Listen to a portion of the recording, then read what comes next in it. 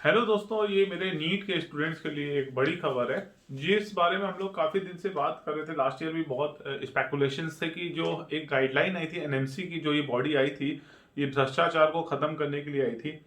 और इनका मकसद था कि गवर्नमेंट के अलावा प्राइवेट और सारे जो फीस को रेगुलेट करें, और ताकि बहुत ऐसे बच्चे जो बहुत थोड़े से मार्क्स से रह जाते थे उनको सीट ही नहीं मिलती थी। यहाँ पे कोई सीट वैसे भी कम है, जो प्राइवेट सीट थी वो इंडियन स्टूडेंट्स जो हमारे बच्चे हैं उनके पहुंच के काफ़ी बाहर रहती थी। तो इसके चलते एनएमसी बहुत दिन से लगी थी, और एनएमसी का फॉर्मेशन के समय ही उनका जो मूल सिद्धांत था उसमें एक बात ये भी थी कि हम फीस को रेगुलेट करेंगे, और खासतौर से प्राइवेट कॉलेज के।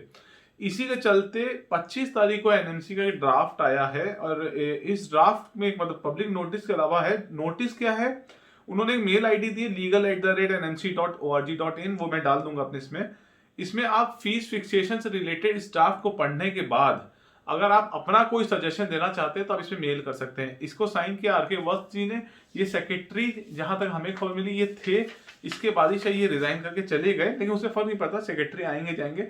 बट इस ड्राफ्ट में ऐसा है क्या जिसको आपके काम की बात की जा सकती है? देखिए, इसमें जो सबसे इंपॉर्टेंट चीज है, इसमें ना सिर्फ एमबीबीएस की बल्कि पोस्ट ग्रेजुएट सीट्स की, पोस्ट ग्रेजुएट्स की जो सीट्स हैं, पीजी की सीट्स हैं, उसकी फीस का भी रेगुलेशन करेगी ये बॉडी। एक बात जो कि इस साल से लागू होगा। दूसरा क्या है कि प्राइवेट मेडिकल कॉलेज, और जो दूसरा सबसे बड़ा चीज इसमें मेंशन है वो डीम यूनिवर्सिटी। जो मैंने इसमें काम की चीजें निकाली हैं वो मैं बता रहा हूं आपको।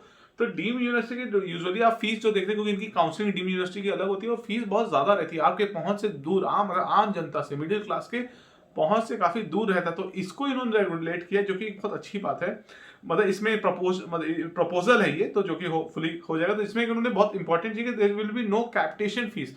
मतलब कोई भी कैपिटेशन के नाम पे आपसे कोई अनाप शनाप पैसे कोई प्राइवेट कॉलेज इसके बाद नहीं ले पाएंगे।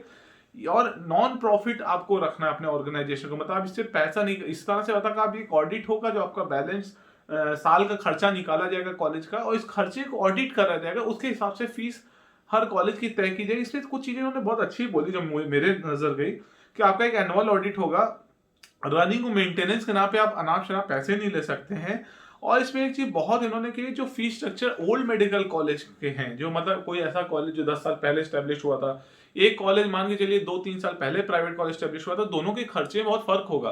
क्योंकि जो नया कॉलेज है उसके रिकरिंग खर्चे हैं, क्योंकि उसमें उसको डेवलप करना है, 3rd year, 4th year, 5th year, फिर पोस्ट ग्रेजुएशन, वो एक्सपैंड हो रहा है। लेकिन मान के चलिए ऐसे कुछ कॉलेज हैं जो 15-20 साल पुराने हैं, जो काफी टाइम से पुराने हो गए, जहां पे अब कोई बिल्डिंग नहीं बनने वाली, कोई इंफ्रास्ट्रक्चर बहुत बड़ा नहीं आने वाला, ऐसे कॉलेज के खर्चे कम होते हैं। लेकिन आपने क्या ध्यान दिया, इस तरह के कॉलेज महंगे ज्यादा हैं। तो इसमें इन्होंने ये चीज हाईलाइट की है कि जो ओल्ड एस्टेब्लिश कॉलेज हैं उनकी फीस कम होगी कंपेरेटिवली। तो नए वाले को जस्टिफाई थोड़ा बहुत वो इसलिए कर देंगे कि भाई उसके खर्चे हो रहे, वो खर्चे कहां से निकलेगा, वो घर से तो देगा नहीं, तो वो बच्चों से ही लेगा वो पैसा। तो उस चीज को उन्होंने जस्टिफाई किया है। और उसमें ये भी देखेंगे कि उस कॉलेज का पहला साल है, दूसरा साल है, उसी के हिसाब से इन्होंने एक रेगुलेटरी, स्टेट रेगुलेटरी अथॉरिटी बनाई है, स्टेट फीस रेगुलेटरी अथॉरिटीज को बोलते हैं।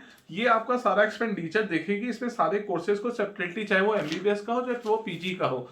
इसमें मोटा मोटा हम और भी ध्यान दे रहे थे कि इन्होंने क्या किया है कि जो भी फीस होगा, जैसे आप जब एडमिशन ले लेते हैं उसके बाद आपसे अलग अदर चार्जेस और अलग तरह की जो फीस ली जाती है, हॉस्टल मेस के नाम से अलग तरह से, उस पर भी रेगुलेशन रहेंगे। हालांकि ये लास्ट ईयर कुछ प्राइवेट कॉलेजेस में, कुछ स्टेट में, खासतौर से यूपी में और भी स्टेट्स में, हॉस्टल की फीस काफी हद तक फिक्स कर दी गई थी। तो हॉस्टल के नाम पे या लाइब्रेरी फीस के नाम पे या कैपिटेशन फीस के नाम पे आपसे कोई, मेरे हिसाब से कोई अनाप शनाप अलग पैसा नहीं लिया जाएगा। ये जो इसमें एक इंपॉर्टेंट चीज मुझको मिली है। और इसमें एक चीज उन्होंने ये भी देखा कि स्टूडेंट और स्टूडेंट टीचर रेशियो भी देखा जाएगा, मतलब कितने टीचर हैं जिस हिसाब से कितने स्टूडेंट हैं उस हिसाब से खर्चा भी निकाला जाएगा। और एक चीज में और बोलिए, जो आपका सिक्योरिटी डिपॉजिट होगा वो रिफंडेबल होगा, जिसको कॉलेज को लिख के देना। ये बहुत बच्चे हमसे इशू पूछते हैं, जो सर सिक्योरिटी डिपॉजिट प्राइवेट वाले लेते हैं वो बाद में मिलेगा नहीं मिलेगा? मिलेगा इसके हिसाब से। और उस पर जो इंटरेस्ट मिलता है, जैसे आपका पैसा लेके कॉलेज क्या करता है, एफडी करा देता है। एफडी में मान के चलिए 4%, 5%, 6% इंटरेस्ट मिलता है, जो कि 5 साल में बहुत बड़ा अमाउंट हो जाता है। काफी बच्चों का अगर पैसा मिला लिए, उस अमाउंट के भी फीस के हिसाब से खर्चे में उसको एडजस्ट किया जाएगा आपके। तो ये भी एक इंपॉर्टेंट चीज आपको बता दें। इसके अलावा आप सैलरी लो रेगुलेट करेंगे। हाँ, डेवलपमेंट वाली कोई नया कॉलेज उसमें डेवलपमेंट हो रहा है तो जो थोड़ा बहुत फ्लक्चुएशन हो सकता है, वो 6 से 15% का फीस में फ्लक्चुएशन हो सकता है। हालांकि ये अभी तय नहीं है, लेकिन उन्होंने लिमिट दिया है। और इसके अलावा इन्होंने जो सारी अथॉरिटी दी, जो चीज इनके हिसाब से तय करी, वो स्टेट फीस रेगुलेटरी अथॉरिटी जो उन्होंने बनाई वो ये तय करेगी। तो ये मेरे हिसाब से, अब हम इसको ब्रीफ कर देते हैं, इतना कॉम्प्लिकेट नहीं करते हैं। सीधे सीधे आप ये समझिए कि गवर्नमेंट सीट्स 45,000 के आसपास हैं भारत में, और 35,000 के आसपास प्राइवेट सीट्स हैं। जो ये 35,000 सीट्स हैं, इसमें 50% सीट्स गवर्नमेंट अपने कब्जे में लेगी, जिसकी पूरी फीस एक सब्सिडाइज रेट पे गवर्नमेंट चलाएगी, जिसका सारा रेगुलेशन। तो अब ये मान के चलिए बहुत ऐसे बच्चे होंगे जिनको यहाँ पे साल नहीं खराब करना पड़ेगा, जो मान के चलिए 600, 580, 570 के आसपास रह जाते थे, और पैसा नहीं होने की वजह से वो प्राइवेट में पढ़ नहीं पाते थे, और रैंक कम होने की वजह से वो गवर्नमेंट में नहीं पढ़ पाते थे। ऐसे बच्चों को मौका इस बार मिल जाएगा। तो ये एक अच्छी खबर है, और इसमें आप सजेशन भी दे सकते हैं, और इसमें और कुछ और इंपॉर्टेंट डेवलपमेंट को डेफिनेटली मैं आपको अपडेट करूंगा। शुक्रिया।